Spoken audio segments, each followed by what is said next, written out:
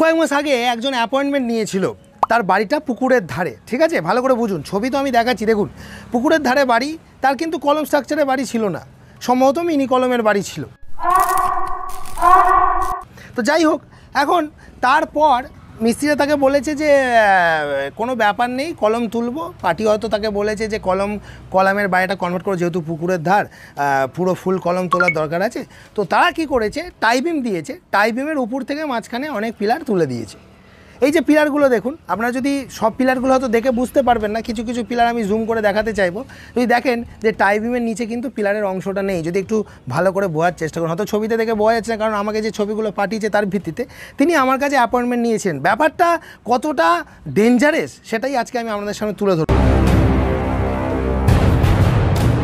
এরকম বহু মিস্ত্রিরা আছে, তারা কি বলে কোনো ব্যাপার নেই, লাইফ টাইম গ্যারান্টি দিয়ে দিচ্ছি, কিচ্ছু হবে না। গ্যারান্টিটা কি মুখের কথায়, কাগজে লিখে সই করে দিচ্ছে নাকি? প্রথম কথা যে তারা গ্যারান্টি আছে, গ্যারান্টি কি, লাইফ টাইম গ্যারান্টি, মিস্ত্রি বলে দিই কিচ্ছু হবে না। একটা কথা বলি, একটু সহজে যদি বোঝানোর চেষ্টা করি, আমি যদি গাছের পাতাটাকে দুম করে ছিঁড়ে নিই, যদি গাছের পাতাটাকে দুম করে ছিঁড়ে নিয়ে দেখাই যে এটা হচ্ছে একটা স্ল্যাব, আর পাঞ্চিং শেয়ার ফেলিওর বলে একটা বিষয়বস্তু আছে, কেন সেখান থেকে বিমের উপর থেকে কলম তুলে নেওয়া যাবে না, তার জন্য স্পেশাল কিছু ডিজাইন লাগে, আর সেই ডিজাইনগুলো কিন্তু আমরা ইঞ্জিনিয়াররাই একমাত্র করে থাকি।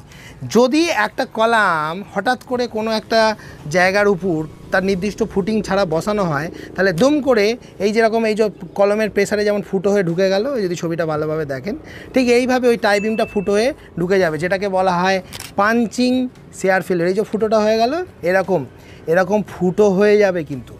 তো একটা জিনিস সবসময় ভালো করে বোঝার চেষ্টা করুন, এই বিষয়গুলো না জেনে সেখান থেকে দূর থেকে দেখুন না ছবিটা, দূর থেকে তাকিয়ে দেখুন, সাবাস কলমের বাড়ি, পুরো একদম পুকুরের পাড়ে কলমের বাড়ি, তা কিন্তু নয়। বিষয়বস্তুটা সেটা হচ্ছে যে মিস্ত্রিদের এই ধারণাগুলো নেই বলেই আজকে আমরা ইঞ্জিনিয়াররা এই পাখি পড়ানোর মতো করে পড়াতে হচ্ছে। একটা কথা দেখুন, সবসময় বুঝতে হবে যে একটা কলামকে তুলতে গেলে তার নির্দিষ্ট একটা ফুটিং থাকা দরকার, পায়ের পাতা থাকা দরকার। আমরা অনেক সময়, অনেকে হয়তো আমাকে এখানে ঘুরিয়ে প্রশ্ন করতে পারে যে দাদা এই ছবিগুলো দেখুন, এখানে ক্যান্টিলিভার বারান্দার মাঝখানে ডিজাইন করার জন্য অনেক বিমের উপর থেকে আমরা যে পিলারগুলো তুলি তার বেলায়, ওগুলো হচ্ছে ফলস অ্যাস্থেটিক ভিউকে ইমপ্রুভ করার জন্য, এনহ্যান্স করার জন্য, কিছু আর্কিটেকচারাল ক্রাইটেরিয়া ফুলফিল করার জন্য তোলা পিলার, অর্থাৎ ওগুলোর কিন্তু লোড ট্রান্সফারের ক্ষেত্রে কোনো ভূমিকা নেই, অর্থাৎ জাস্ট ফলস নিজের ভারকে বহন করে দাঁড়িয়ে রয়েছে, অর্থাৎ তার উপরে না কোনো প্রেশার দেওয়া হয়েছে আর না সে কোনো প্রেশার নিচ্ছে। যদি কোনো ক্ষেত্রে বড় প্রজেক্টে more than 10,000 square feet, 5,000 square feet বড় প্রজেক্ট, হাই ভোল্টেজ প্যাক সেখানে করা হয়ে থাকে, তো সেখানে সেই বিমটাও দেখা যাবে একটা হাই ভোল্টেজ বিম দেওয়া রয়েছে, এবং সেই বিমের ভেতরে কলামের যে রেনফোর্সমেন্ট ডিটেলিং থাকে সেগুলোও কিন্তু সেই লেভেলের থাকে। তো সেটা কিন্তু এই নর্মাল ছোটোখাটো বাড়িকে তার সাথে তুলনা করলে হবে না। নর্মাল রড বেঁধে 4খানা 12 রড, 4টে 16 রড, তার উপর থেকে একটা কলম দাঁড় করে দিলাম, করা যাবে না। এবং সবথেকে বড় ব্যাপার, এগুলো কি ঠিক? তাহলে আজকে আমি এই তথ্যগুলো পেলাম কেন? পার্টি আজকে ভয় পেয়ে গিয়ে, কষ্ট পেয়ে আমাকে ফোন করে বলছে দাদা কি হবে। আমি বললাম দেখো, এই যে কলমগুলো তুমি তুলেছো, আলটিমেটলি কিন্তু এই কলমগুলো লোড নেবে না, তোমার বাড়ি দাঁড়িয়ে থাকবে হচ্ছে ইটের ভরসাতেই, এবং এই কলমগুলো যদি লোড নেয় সেক্ষেত্রে এই কলমটা ওই বিমকে ফেলিওর করে বিমে কিন্তু ক্র্যাক জেনারেট করাবে, কারণ সেখানে হয়ে যাবে ওই যে প্রথমে বোঝালাম পাঞ্চিং শেয়ার ফেলিওর, ওই রকম পাঞ্চ করে ঢুকিয়ে দেবে, এটি হচ্ছে ব্যাপার। এবার দেখুন, শুধু তাই নয়, বিভিন্ন জায়গায় বহু রকমের না জেনে থাকার কারণে, না জানার কারণে নানা রকমের প্রবলেম কিন্তু হয়ে যাচ্ছে। যেমন আমি একটা কথা বলতে বাধ্য হচ্ছি, অনেকেই বড় প্রজেক্ট করছে, লেবার এখন পাওয়া যায় না, আজকের দিনে লেবারের প্রচুর মূল্য, এই দুর্মূল্যের বাজারে লেবার না পাওয়ার কারণে ওই কলমগুলো যখন তারা ব্যাকফিলিং করছে তখন তারা জেসিবি নিয়ে আসছে। অনেক জায়গাতেই বড় প্রজেক্টে জেসিবি আনা হয়, কিন্তু যেখানে একটা কলম থেকে আর একটা কলমের গ্যাপই আছে 10 ফুট, 12 ফুট, 14 ফুট, তার মাঝখান দিয়ে একটা জেসিবি মেশিন, অ্যাকচুয়ালি জেসিবি তো নয়, এক্সকাভেটার, কোম্পানির নাম এত হাইফাই, মানে মেশিনটার কোম্পানির নামেই পরিচিত জেসিবি। তো যাই হোক, তো এখন দেখা যাচ্ছে সেই মেশিন যাওয়ার কারণে, না মাটি তুলে ফেলার কারণে যে ভাইব্রেশনটা হয়, তাতে কিন্তু ইনিশিয়ালি ওই কলামগুলোর মধ্যে কিছু কিন্তু ক্র্যাক জেনারেট করতেই পারে। কারণ যদি যদি সেই ম্যাচুরিটিটা আপনি না দেন, অর্থাৎ যেখানে 28 দিন টাইম লাগছে একটা কংক্রিটের টোটাল কম্প্রেসিভ স্ট্রেংথ গেন করতে, সেখানে আপনি 10 দিন 12 দিন বাদেই জেসিবি নিয়ে এসে ফিলিং করছেন, যে এই ছবিগুলো ফুটেজগুলো দেখাচ্ছে, এগুলো কিন্তু মারাত্মক বড় বিপদের একটা আশঙ্কা আপনি তৈরি করছেন। কাদের প্ররোচনায় করছেন? যে লেবার নেই, পাওয়া যাচ্ছে না, তার থেকে যদি একটু সময় নিয়ে লেবার ধীরে ধীরে জোগাড় করে ছোট ছোট প্রজেক্টে, বড় বড় প্রজেক্টে লেবার দিয়ে করা যায় না, এবং সেখানে কলম থেকে কলমের গ্যাপও অনেক বেশি থাকে। অনেকে হয়তো আমাকে রহস্য করে বলতে পারে, হ্যাঁ ধরুন মশাই, যেখানে অনেক বড় বড় প্রজেক্ট হয় সেখানে মানুষে করে কি মাটি কাটবে না মাটি ফেলবে? আমি তো তাদের কথা বলছি না, আমি ভিডিও বানাচ্ছি 1 তলা 2 তলা 3 তলা 4 তলা লোক যারা 4 তলা বাড়ি যারা বানাচ্ছে সেই সমস্ত ব্যক্তিদের জন্য, আমি তো তাদের কথা বলছি না। আচ্ছা বন্ধুরা, আপনি কি এখনও এই ভিডিওটি দেখেননি? যদি এই ভিডিওটি এখনও না দেখে থাকেন তাহলে অতি সত্বর আই বাটনে ক্লিক করুন আর গিয়ে ভিডিওটা দেখে আসুন। আর যদি মনে হয় ভিডিওটা আপনি শেষেও দেখতে পারেন। ভিডিওটাকে এই জায়গায় একটু থামিয়ে, যেমন কতগুলো কমেন্ট আমি যদি তুলে নিই আপনাদের সামনে, আপনারা দেখলে বুঝতে পারবেন যে চারপাশে কি চলছে বা কি হচ্ছে আমাদের সাথে। যে আমাকে বিভিন্ন রকমের যে কমেন্ট যারা করছে, যেমন দেখুন, এন্টারটেনমেন্ট আনলিমিটেড বলে একজন বলেছে, দাদা অপেক্ষায় আছি চেন স্টেয়ারকেসের ভিডিওর জন্য, আর দাদা নর্মাল স্টেয়ারকেসের থেকে চেন স্টেয়ারকেসে বেশি ডর লাগে নাকি, বিস্তারিত বলবেন। আর দাদা তোমার ভিডিও দেখে বাড়ির সম্বন্ধে অনেক কিছু শিখেছি, যখন কাজের সাইডে মিস্ত্রিরা ভুল করে হাতে ধরে ভুলগুলো ধরে দিই। আর ওদের মধ্যে একজন আমাকে পার্সোনালি জিজ্ঞেস করে, আচ্ছা আপনি বাড়ির সম্বন্ধে এত কিছু জানলেন কোথা থেকে? তখন বলছে তোমাকে নিয়ে আমাদের রুমে সবসময় আলোচনা হয়। আমি বলছি আমার গুরু আছে একজন, বাট নাম বলা বারণ, আর সেই গুরু হলো Kumar construction. Thank you so much এভাবে ভিডিওর মাধ্যমে হেল্প করার জন্য। আপনার ভরসায় প্রায় 1 কোটি টাকার বাড়ি আমরা তৈরি করছি, লাভ ফ্রম পশ্চিম মেদিনীপুর, পিংলা, বলা পাচ্ছি। তারপর দেখুন, এই মিস্ত্রিদের মধ্যে থাকা একজন ব্যক্তি, তিনি তার সত্যতা তুলে ধরছেন। আজিজুর রহমান, তিনি কি বলছেন, আমি একজন রাজমিস্ত্রি ছিলাম আগে, আজ কাজ করতাম, বর্তমানে যারা মিস্ত্রি তারা প্রচুর হারে ডুপ্লিকেট কাজ করে।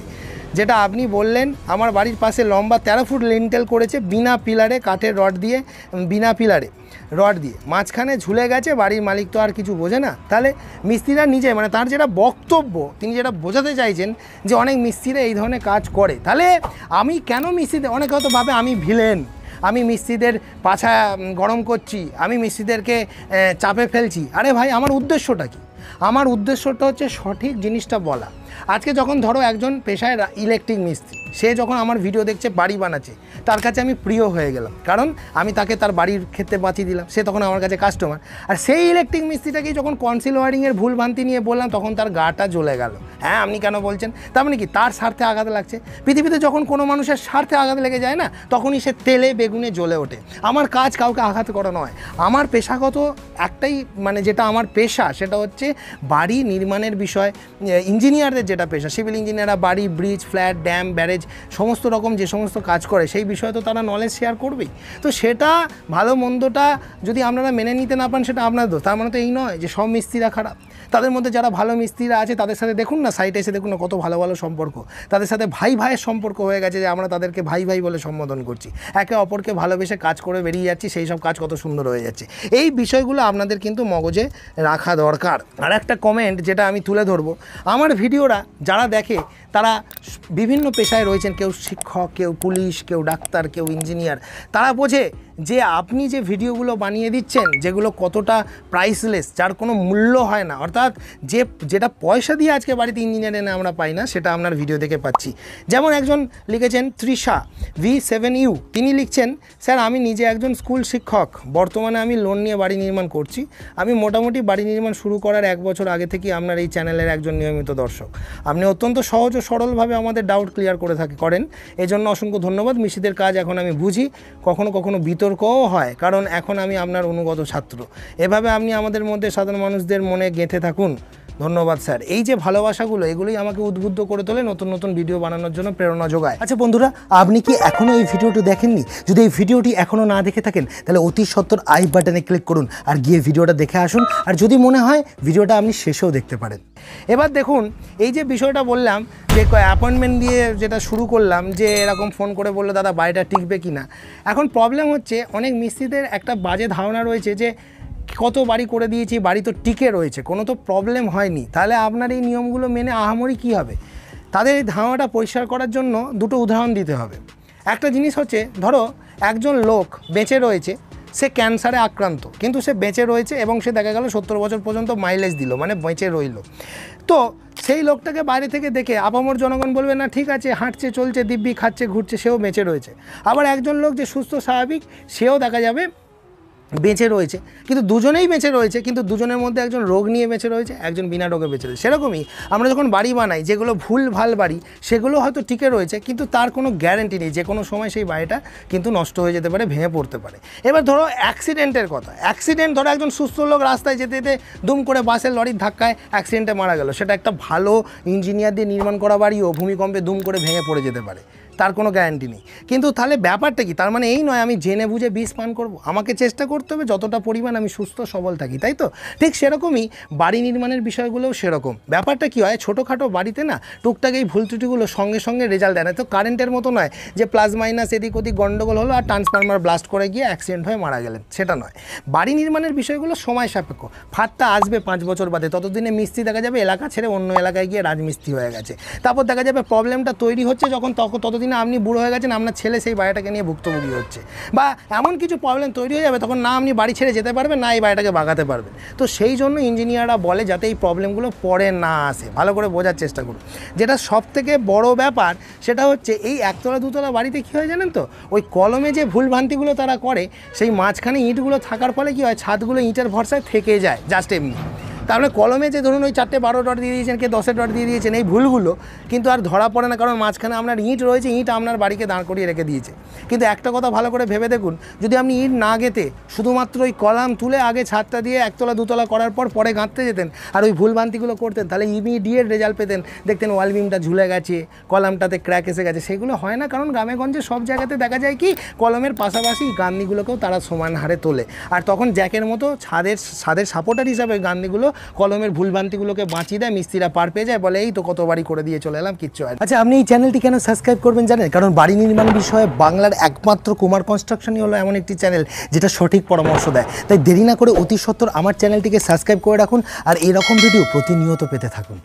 দেখা হবে পরবর্তী কোনো ভিডিওতে। আর এই যে দুটো ভিডিও যারা এখনও গিয়ে দেখেনি, গিয়ে দেখুন, মাঝের এই সাবস্ক্রাইব বাটনটি ক্লিক করলে আমি ভিডিও চলার সাথে সাথেই পাবেন, যার কারণে বাড়ি নির্মাণের বিষয়ে কোনোদিন আপনাদের আর ঠকাতে পারবে না।